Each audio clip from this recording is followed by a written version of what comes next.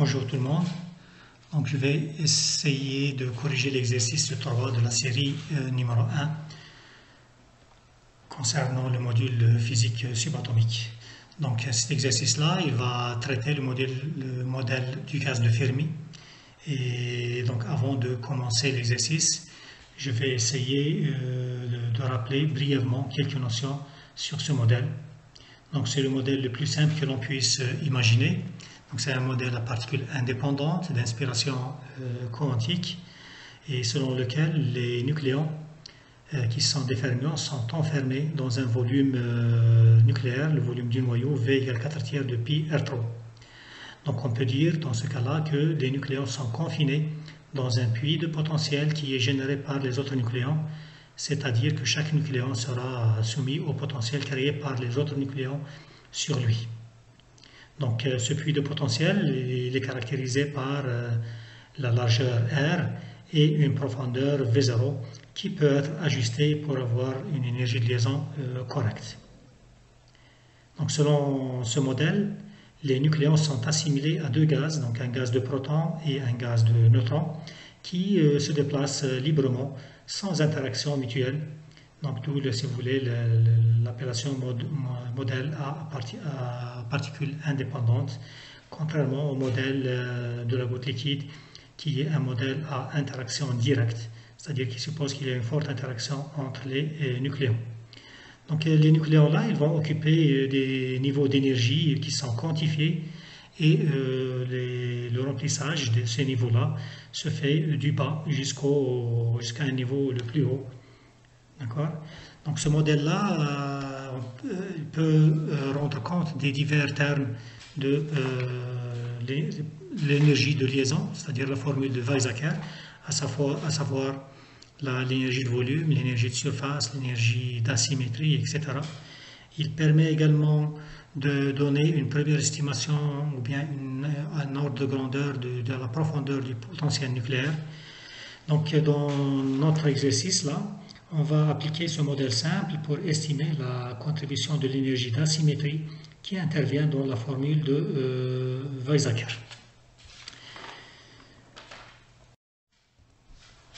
Donc commençons l'exercice, on va essayer de lire l'énoncé. Donc on vous dit le noyau AZ peut être considéré comme un mélange de deux gaz de Fermi complètement dégénérés. Donc gaz complètement dégénéré, c'est lorsque la température T égale 0 degré et en première approximation lorsque KT est très inférieur à une énergie qu'on appelle l'énergie de Fermi. Donc on a dit deux gaz de Fermi complètement dégénérés, un pour les protons et l'autre pour les neutrons. Donc on rappelle que dans ce cas, les particules du gaz de Fermi occupent les états d'énergie les plus basses jusqu'au niveau de Fermi. Donc la première question, on vous demande tout simplement de calculer les impulsions de Fermi pour les protons et les neutrons respectivement, ainsi que pour les A nucléons, et par la suite on déduire l'énergie de Fermi, EF. Donc pour faire cela, on vous dit, on calculera d'abord le nombre d'états se trouvant dans un volume élémentaire de l'espace de phase, puis on déduira le nombre des particules du gaz considéré. Donc pour répondre à cet exercice-là, je vous rappelle ce qu'on avait dit. Ce modèle-là, il considère le noyau comme un système de nucléons, de fermions, enfermés dans un volume V égale 4/3 de PR3 et sont assimilés à deux gaz confinés dans un puits de potentiel d'étendue, si vous voulez, la dimension du noyau et de profondeur V0 qui peut être ajustée. Donc comme c'est indiqué, si vous voulez, sur le schéma que j'ai présenté ici. Donc ça c'est notre puits de potentiel, d'accord? Donc ça c'est le puits de potentiel pour les neutrons et ça c'est le puits de potentiel pour les protons. La profondeur du puits de potentiel qu'on voit ici c'est V0N et ici, si vous voulez, c'est V0P. D'accord? On constate que V0P est plus petit que V0N. Ceci est dû aux interactions coulombiennes, de la répulsion coulombienne qui existe entre les protons à l'intérieur du noyau. Donc vous voyez que nous avons des différents niveaux d'énergie qui sont quantifiés. D'accord? Et le dernier niveau, si vous voulez, c'est ce qu'on appelle le niveau de Fermi, ou bien qui correspond à l'énergie de Fermi. Donc c'est-à-dire que le dernier nucléon est toujours passé sur ce niveau-là qui est EF. Aussi bien pour les neutrons que pour les protons. Donc ce EF, il est lié à l'impulsion. EF égale PF au carré sur 2m. Vous voyez que les différents nucléons possèdent des impulsions. Donc les impulsions, ils vont varier entre 0 jusqu'à cette valeur qui vient ici, qui est PF. D'accord? Donc l'impulsion s'y varie entre 0 et PF. Et je suppose que l'espacement des niveaux est très petit. Et de cette manière-là, par la suite, on va utiliser l'intégration au lieu de la sommation discrète. Donc, ce qu'on va faire maintenant, on va essayer de déterminer le nombre de cellules dans l'espace de phase, dans un élément de volume dans l'espace de phase d3 de R, d3 de P. Donc, je vous rappelle, l'élément de volume dans l'espace de phase, c'est le produit de l'espace ordinaire par le produit du volume de l'espace ordinaire multiplié par le volume de l'espace des impulsions. D'accord? Donc, je sais également que le volume d'une cellule, le volume occupé par une cellule dans l'espace de phase, c'est H3. Donc, pour connaître le nombre de cellules dans cet élément de volume-là, donc c'est Dn égale l'élément de volume divisé par le volume occupé par une cellule. Donc, ainsi, de cette manière, si j'intègre sur le volume ordinaire, donc sur le volume, j'obtiens le volume V, et ainsi le nombre d'états, si vous voulez, dans ce volume V et un intervalle d'impulsion qui est compris entre P et plus dP pour l'élément de volume, pour cet élément de volume. D'accord? Donc le nombre d'états, ça va être tout simplement V d3 de P sur H3. Et le T3 de P, c'est l'élément de volume dans l'espace des impulsions, qui est obtenu de la même manière que pour l'espace ordinaire. Donc pour l'espace ordinaire dV, c'est 4 pi r carré dr. Donc pour l'espace des impulsions, ça va être 4 pi p2 dp. Donc voilà, on a obtenu le nombre d'états dans cet élément de volume dans l'espace de phase. Donc maintenant, dans notre cas, on a des fermions. Donc si j'applique le principe d'exclusion de Pauli, donc chaque niveau, si vous voulez, ou bien chaque cellule peut contenir deux particules. Donc c'est la dégénérescence interne liée au spin S. Donc chaque particule, le nucléon sont des fermions, ils ont un spin 1,5. Et si vous voulez, la dégénérescence dans ce cas-là, c'est G égale 2S plus 1. Ça veut dire que dans chaque état, je peux mettre deux particules avec des spins opposés. Donc le nombre de particules, donc si je peux maintenant déterminer le nombre de particules dans ce volume-là, ce volume élémentaire, ça va être tout simplement dNP égale G dN. Donc le nombre de niveaux, si vous voulez, égale le nombre de particules divisé par la dégénérescence. D'accord? Donc dNP, ça va être G fois le nombre de niveaux. Donc si j'applique ça à un gaz de protons, on aura dNP égale 2 V, on aura dNP égale 2 V d3 de P sur H3. Donc je remplace, ça va me donner 8 V pi P carré dP sur 2 pi H bar 3. Donc maintenant pour intégrer sur tous les particules, donc pour faire la sommation de toutes les particules, donc on commence le remplissage des niveaux à partir des niveaux les plus bas, c'est-à-dire de P égale 0 jusqu'à P égale PF. D'accord? Lorsque j'arrive à PF, ça veut dire que j'ai placé tous les Z protons que j'ai. Donc de cette manière-là, je peux obtenir l'impulsion de Fermi facilement. Donc dans ce cas-là, j'ai Z, le nombre de protons que j'ai dans ce gaz, égale l'intégrale, si vous voulez, de 0 jusqu'à PFP dNP. PFP, c'est l'impulsion de Fermi pour le gaz de protons. Donc voilà, je remplace dNP par son expression et j'intègre. Et je vais obtenir, si vous voulez, Vp3 de F des protons divisé par 3 pi carré H bar 3. Donc je peux avoir l'impulsion de Fermi pour les protons PFP égale H bar multiplié par 3 pi carré Z sur V à la puissance 1 tiers. Donc je peux faire la même chose pour le gaz de neutrons. Donc j'ai dNn égale 2 V d3 de P sur H3. Et pour avoir la somme, donc pour placer tous les neutrons, donc je dois remplir les niveaux depuis P égale 0 jusqu'à PF neutron. PF neutron, c'est l'impulsion de Fermi pour le gaz de neutrons. Donc, et je multiplie par dNn, le nombre d'états, ou bien le nombre de cellules, et je vais obtenir à la fin VPF3 de n sur 3 pi carré H bar 3, d'où donc l'impulsion de Fermi pour le gaz de neutron PFN égale H bar 3 pi carré N sur V à la puissance 1 tiers. On peut faire la même chose pour un gaz de nucléon. D'accord? Donc dans ce cas-là, on va supposer que je vais mettre dans chaque niveau 4 particules. Donc la dégénérescence, ça va être 4 au lieu de 2. Donc je peux mettre 2 protons et 2 neutrons. D'accord? La dégénérescence G égale 4, c'est la dégénérescence en spin multipliée par la dégénérescence en isospin. Donc l'isospin, vous le connaissez, puisque le neutron et le proton, comme vous le savez, ils ont pratiquement des masses voisines. Donc ce neutron et le proton, on peut dire qu'ils représentent deux états d'une même particule, N, qui est tout simplement le nucléon. Donc à cette particule-là, nucléon, je peux associer un nombre quantique T qui est appelé isospin et qui peut avoir T égale 1,5 et qui peut avoir deux projections plus 1,5 et moins 1,5. Donc plus 1,5 pour les protons et moins 1,5 pour le neutron. Donc dans ce cas-là, G, la dégénérescence, ça va être égal à 2T plus 1 qui est égal donc à 2. Donc dégénérescence en spin 2 et dégénérescence en isospin 2, ça me donne 4. Donc je vais mettre 4 particules par niveau. Donc dans ce cas-là, le nombre de particules A, donc je vais le noter DNA, ça va être au lieu de 2, vous voyez que maintenant j'ai 4. Donc 4 particules par niveau.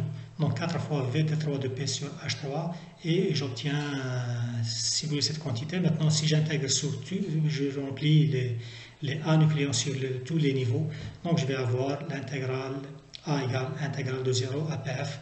Donc PF, c'est l'impulsion de Fermi pour un gaz de nucléon. D'accord? DNA. Et si j'intègre, donc je vais obtenir cette quantité et ça va me donner l'impulsion de Fermi, PF, qui est égale à H bar 3 pi carré A sur 2V à la puissance 1 tiers. Donc voilà, on a déterminé l'impulsion de Fermi pour les neutrons, pour les protons et pour les nucléons. Donc maintenant, pour avoir une estimation de l'énergie de Fermi correspondant, donc si je prends V égale 4 tiers de PR3 avec R égale R0 à la puissance 1 tiers, et je prends le cas, si vous voulez, N égale à Z égale A sur 2, donc c'est-à-dire un noyau symétrique, donc je vais avoir l'impulsion de Fermi PF égale H bar 3 pi carré A sur 2V à la puissance 1 tiers. Je remplace V et je remplace EF. Donc EF, ça va être PF au carré sur 2M. Et si je remplace PF par son expression, donc je vais avoir H bar au carré, M R0 au carré, 9pi sur 8 à la puissance 3,5. M, comme j'ai dit, c'est la masse du nucléon. D'accord? Donc si je fais une application numérique, je connais R0, je connais M. Donc je peux en déduire EF. EF égale à peu près 37 MeV. D'accord? Donc ça, c'est l'énergie de Fermi. Donc aussi bien pour les neutrons que pour les protons. Et la remarque que je peux faire, si vous voulez, ici, c'est que ce EF ne dépend pas du noyau.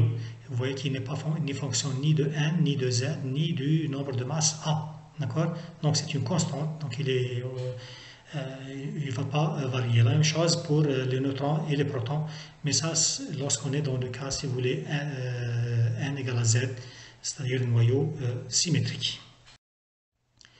Donc l'exercice suivant, on nous demande de montrer que l'énergie cinétique des nucléons s'écrit TA égale 3 dixièmes EF A multiplié par la 2n sur A à la puissance 5,5 plus 2z sur A à la puissance 5,5. Donc l'énergie cinétique, c'est l'énergie cinétique de tous les nucléons qu'il y a à l'intérieur de ce puits de potentiel. Donc ça veut dire que c'est la somme des énergies cinétiques de tous les protons plus la somme des énergies cinétiques de tous les neutrons. Donc je peux l'écrire sous la forme TA égale la somme de I égale 1 jusqu'à A de PI au carré sur 2m. D'accord? Donc ça c'est la sommation, si vous voulez, discrète. Dans notre cas là, puisqu'on a supposé que P est continu de 0 jusqu'à PF, donc je vais calculer cette énergie totale en faisant la moyenne statistique de P carré sur 2m avec la densité des états, donc dNP ou dN en général, dNP ou bien dNn, etc. Donc ce qui est égal à tout simplement dNP qui est égal à G d3 de R, d3 de P sur H3 qu'on a déjà calculé. Donc, dans ce cas-là, l'énergie cinétique, ça va s'écrire intégrale de 0 jusqu'à Pf de P carré sur 2m dNP. D'accord? Donc, on peut écrire, puisque nous avons deux gaz de protons et gaz de neutrons. Donc, je vais calculer l'énergie cinétique totale comme étant l'énergie cinétique des protons plus l'énergie cinétique des neutrons. Donc, je vais calculer séparément T de Z et T de N.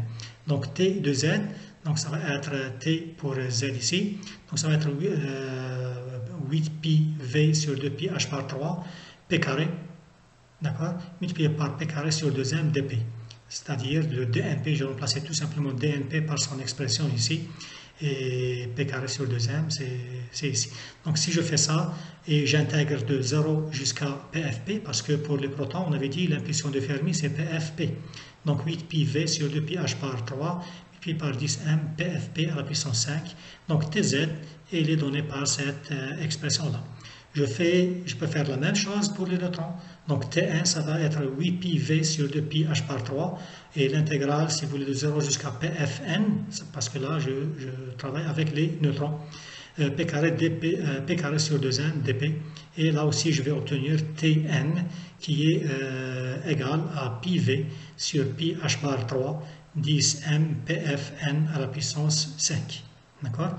Donc maintenant que j'ai Tz, donc je peux calculer TA, c'est-à-dire l'énergie cinétique totale des nucléons à l'intérieur du noyau. Donc ça va être égal à TNZ plus TNP, et je vais mettre en facteur commun donc pi V sur pi H par 3 10m en facteur, si vous voulez, de PFP 5 plus PFN 5. D'accord? Essayons maintenant d'exprimer, si vous voulez, ce PFP et PFN en fonction de PF. D'accord? Donc on a calculé PF avant. PF c'était H bar 3 pi carré A sur 2V à la puissance 1 tiers. Et on a calculé également PFP H égale H bar multiplié par 3 pi carré Z sur V à la puissance 1 tiers. Et on a calculé également PFN avant. D'accord? Donc si j'essaie maintenant d'exprimer PFP et PFN en fonction de PF, vous voyez que si je prends PF, je multiplie par 2Z hein, et je divise par A. D'accord? Donc je vais obtenir PFP. D'accord? Donc PFP, ce n'est rien d'autre que PF multiplié par 2Z sur A, la puissance 1 tiers. De la même manière, PFN, ce n'est rien d'autre que PF multiplié par 2N sur A, la puissance 1 tiers. D'accord? Donc revenons à l'expression, si vous voulez, de TA et essayons de remplacer PFP et PFN par les valeurs qu'on a trouvées. Donc ça va me donner PF5 ici, et ici 2Z sur A à la puissance 5 tiers, plus 2N sur A à la puissance 5 tiers. D'accord? Donc on va remplacer PFP et PFN par leurs expressions ici. Donc voilà, ça va nous donner cette expression-là. Et puisqu'on nous demande dans l'énoncé de l'exprimer en fonction de l'énergie de Fermi et le nombre de masses, donc je vais essayer de faire apparaître l'énergie de Fermi et le nombre de masse A ici. D'accord? Puisque ce terme-là, il reste, il ne change pas. Donc là, si je sépare ça, donc PF5, ça va être PF3 multiplié par PF au carré. D'accord? Donc PF3, si je divise par 3 ici et je multiplie par 3, il va me rester donc PF au carré. Donc PF au carré, si je prends 2m ici, donc je vais faire apparaître PF au carré sur 2m. D'accord? Et là, je supprime, donc là, je vais mettre 8 pi h bar 3. Ici va apparaître 8 avec le 2 que j'ai ici et le 2 que j'ai multiplié là, donc ça va de 8 par 2, ça va me donner 16. Et j'obtiens donc cette expression-là, 16 pi V sur 2 pi h bar 3 sur 10, multiplié par 3, multiplié par PF3 sur 3, multiplié par PF au carré sur 2m. Donc PF au carré sur 2m, c'est EF, et le terme en rouge, est égal à A, comme on l'avait déjà vu avant. Donc l'expression de TA, ça va s'écrire sous la forme 3 dixièmes de AEF, 2Z sur A à la puissance 5 tiers, plus 2N sur A à la puissance 5 tiers. D'accord? Donc ça, c'est l'énergie cinétique totale des nucléons à l'intérieur du noyau. Donc pour les Z protons et N neutrons, même dans le cas, si vous voulez, des noyaux symétriques ou bien asymétriques. D'accord? Donc si je prends par exemple le cas des noyaux symétriques, donc si N est égal à Z égale A sur 2, on aura TA égale 3 dixièmes à EF. Et si Z est égal à A sur 2, d'accord? A sur 2, donc ça va me donner 1, et ici ça va me donner 1, donc 1 plus 1 c'est 2, D'accord? Donc ça va me donner tout simplement TA, il sera égal à 3/5 de AEF. Donc ça, c'est l'énergie cinétique des nucléons lorsque le noyau est symétrique.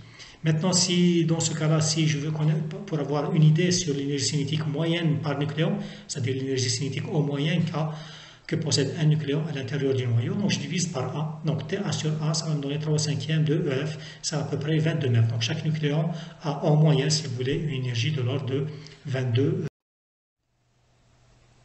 Maintenant, passons à l'exercice 3. On vous dit montrer en faisant un développement limité au deuxième ordre en n-z que TA peut s'écrire sous la forme TA égale T0 plus alpha n-z au carré. Et on donnera T0 et alpha. D'accord? Donc on va essayer de faire apparaître à partir de TA quelque chose qui est de la forme T0 plus alpha facteur de n-z au carré. D'accord?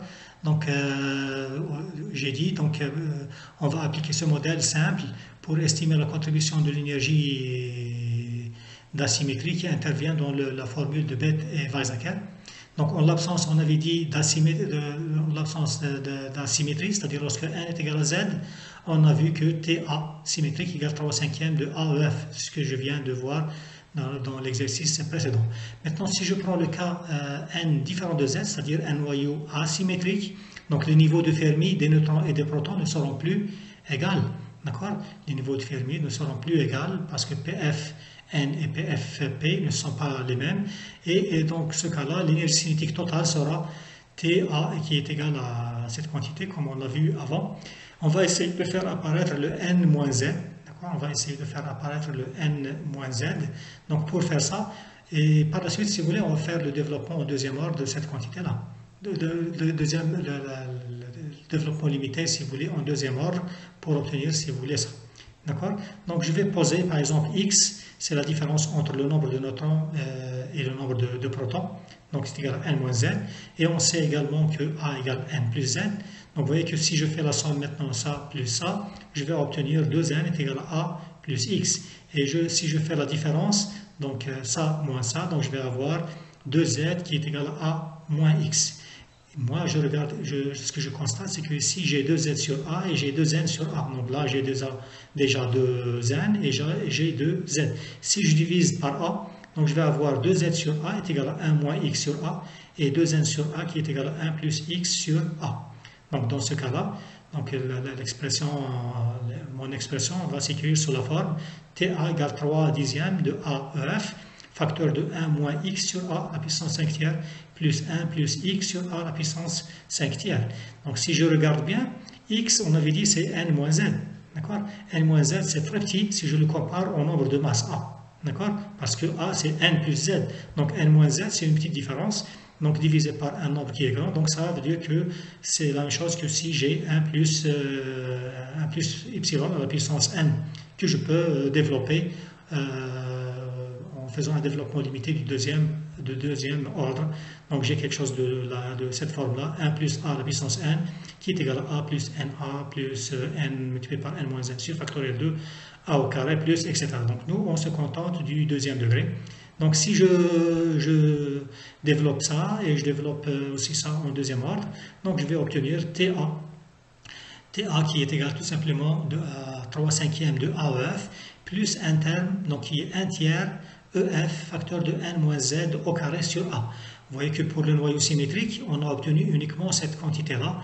Et maintenant pour le noyau asymétrique, j'ai cette augmentation, ça veut dire que l'énergie a augmenté.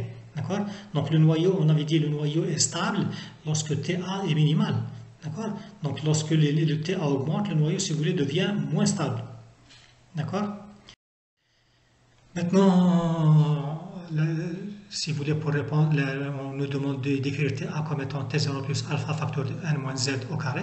Donc T0 dans ce cas-là, comme vous le constatez, c'est 3/5 de AEF. Ça correspond au noyau lorsqu'il est symétrique. Et il y a alpha maintenant qui s'est ajouté. Donc alpha, si je fais la comparaison avec la formule précédente, donc j'ai alpha qui est égal à 1 sur 3A EF. Donc voilà la réponse, si vous voulez, à cette question. Maintenant, la question 4.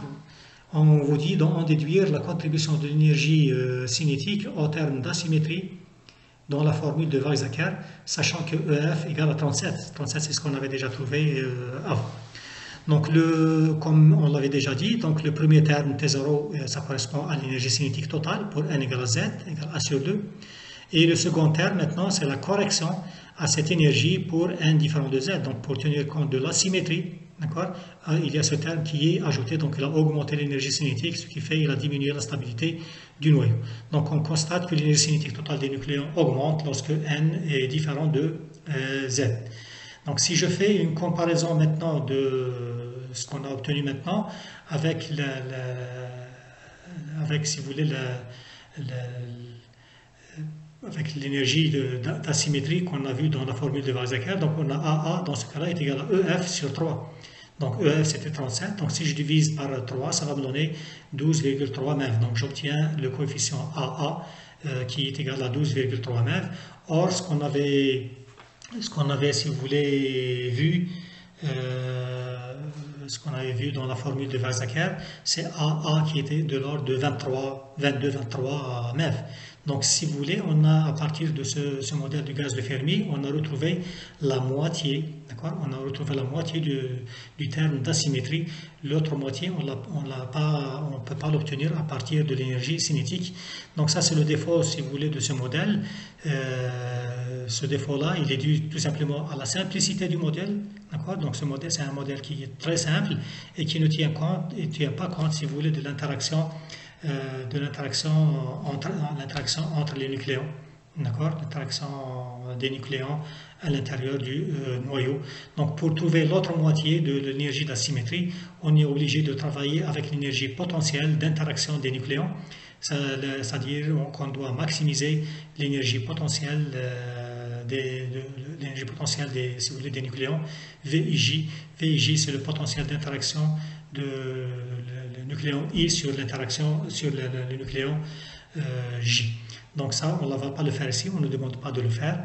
Donc c'est pas la peine de dire beaucoup plus, mais j'espère qu'on aura l'occasion mais on peut le retrouver facilement. Donc on fait une analyse, si vous voulez, similaire, et on va retrouver l'autre partie qui est de l'ordre de 12 MeV à peu près, et on retrouve complètement l'énergie d'asymétrie.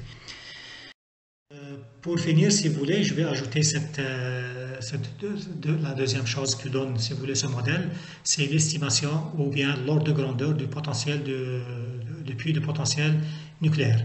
D'accord? Donc pour faire cette estimation-là, donc je vous rappelle, le potentiel c'était ça notre potentiel, ça c'est les différents niveaux, on les remplit, etc. On remplit le niveau jusqu'au niveau, si vous voulez, de Fermi. Donc le nucléon le moins lié, hein, c'est celui-là ou bien celui-là, donc ça c'est pour les protons et l'autre pour les neutrons. Donc ça c'est le niveau le moins lié ou bien le nucléon le moins lié. Donc maintenant, si vous voulez, pour arracher ou bien soustraire ce nucléon du noyau, donc je dois lui donner une certaine énergie pour le faire passer de là jusqu'ici et sortir du noyau, c'est-à-dire sortir du puits de potentiel. D'accord? Donc cette énergie-là, c'est tout simplement l'énergie de séparation. C'est l'énergie qu'il faut fournir à ce nucléon pour le faire sortir du noyau ou bien pour arracher un nucléon du noyau. Donc c'est l'énergie de séparation. Donc cette énergie de séparation, vous le savez, c'est à peu près entre 7 et 8 MeV. D'accord? Donc si je prends par exemple 8 MeV, maintenant je peux avoir une idée sur la profondeur du potentiel nucléaire. La profondeur, donc c'est d'ici jusqu'ici. D'accord? Donc ça, c'est égal de là à là. Ça, c'est l'énergie de Fermi, donc c'est 37 MeV, plus de là à là, c'est l'énergie de séparation, c'est-à-dire 8 MeV. Donc si je fais la somme, je vais avoir quelque chose comme 45 MeV. Donc ça, c'est une estimation de la profondeur du puits de potentiel nucléaire. Voilà donc tout pour cet exercice. Merci pour